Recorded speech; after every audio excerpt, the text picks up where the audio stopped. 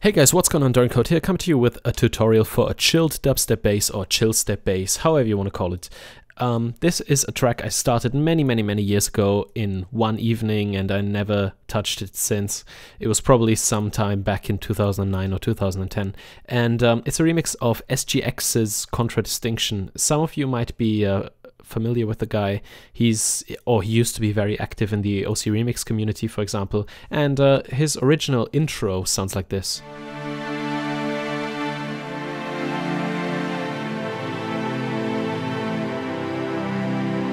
And he uses Reason as well, so I immediately recognized the patch, started building this progression, and then over the course of an evening I made this.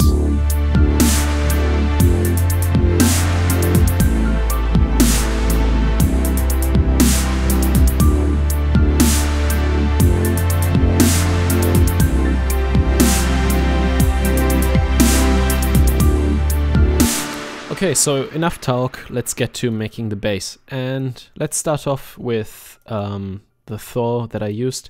I'll just bypass all the effects. Again, I'm not going to recreate this or anything, it's just a patch that I dug up that I thought you guys might like, so I'm going to show you how to make it.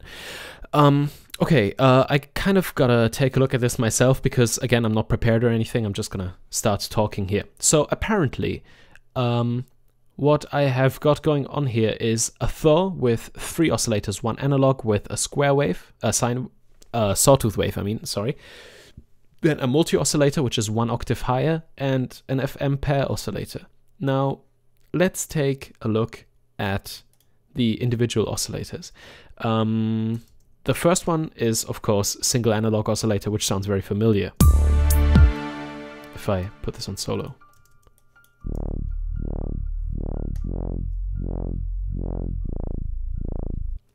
It's just a simple sawtooth wave, which, as you can hear, is being fed through the filter, a low-pass ladder filter that is, with 30 resonance, and a resonance amount of 30, I guess, and frequency of 130, and that is modulated by an LFO with a rate of 3/16. And the modulation amount is 81, as you can see down here in the matrix. Now, for some reason, I also have oscillator 3 frequency modulation amount at 76, which I'm not sure does anything.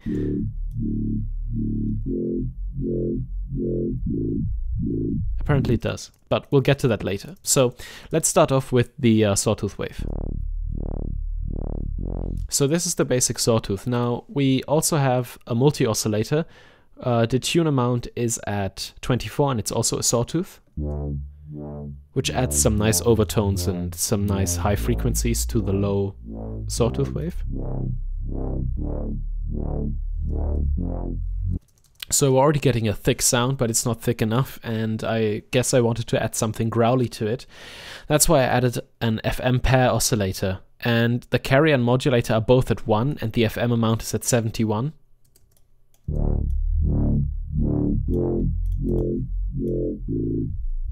So as you can hear, there is a difference even if both the carrier and the modulator are on 1. And then I also routed the same LFO that goes to the filter to the oscillator 3 frequency modulation amount. So I guess LFO1 is... yeah, I guess LFO1 is making that move up rhythmically with the filter. It's making that move up and down. So yeah, just as the filter moves, this dial moves as well.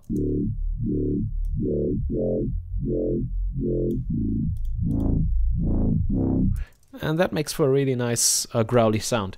Now what I did then was add an equalizer, and you can really tell I had no idea what I was doing. I cut the mid and boosted the highs.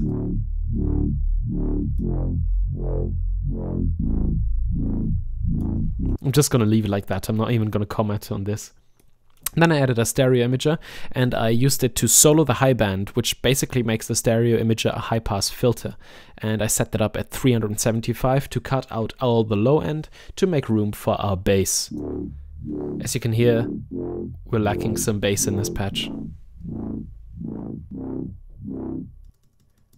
But we're gonna make up for that in just a second. First of all, I'm gonna use a Scream 4 to distort that a little bit.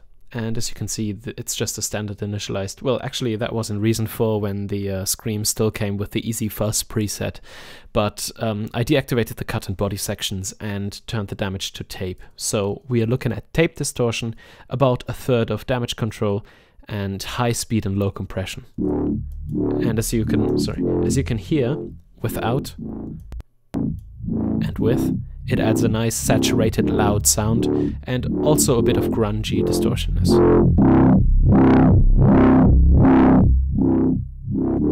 So yeah, you can kind of fiddle around with the knobs to get the sound that you like. Maybe increase the damage control and back up in the compression.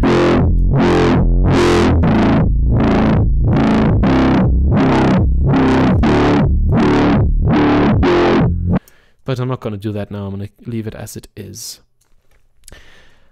Next I added reverb, and I know adding reverb to bass is quite a controversial topic, but we cut all the low end out of the bass, and I think it just adds a beautiful ambience to the sound. And we cut the bass, so what I did was I put a Maelstrom, initialized that, and activated a single oscillator with a sine, so that we can... Should probably give this a bit more attack and release. So that we have a nice thick bass.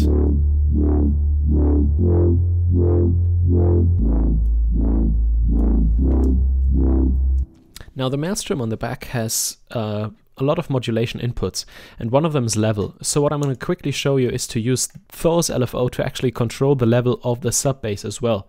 So let's go to the modulation matrix in Thor and route LFO1 to LFO CV output 1, and then flip the rack around and use the modulation output to route that to the sub bass's level.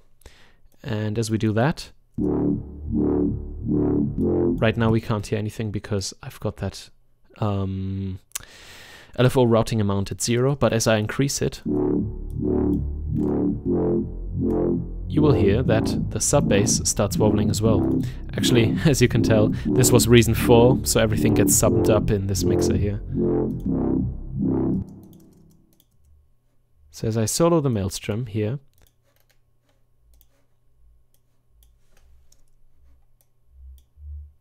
turn the volume a bit up,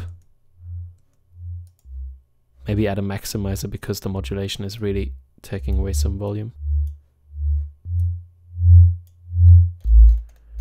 It now modulates with the same rate as Thor does, and the positive thing about this is that we can now freely modulate the rate in Thor, and it will automatically also go with the Maelstrom. Remember, we're only hearing the Maelstrom at the moment. So let me unsolo this one as I scroll up here. For recording tutorials, I always switch the screen to 720p resolution, so it's always a bit hard to work this.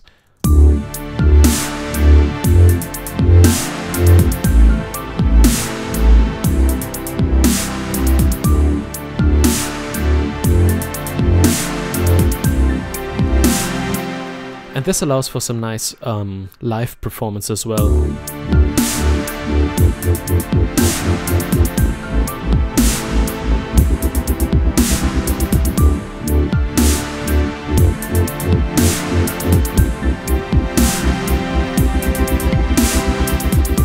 So yeah, you can modulate both Thor and Maelstrom using this method. I talked a bit much, and I also gave you this little modulation insight, which I should probably have put in another video just for the sake of not confusing you all that much. But yeah, that was my little video about a Chillstep Wobble. And yeah, thanks for watching. Doran cut out.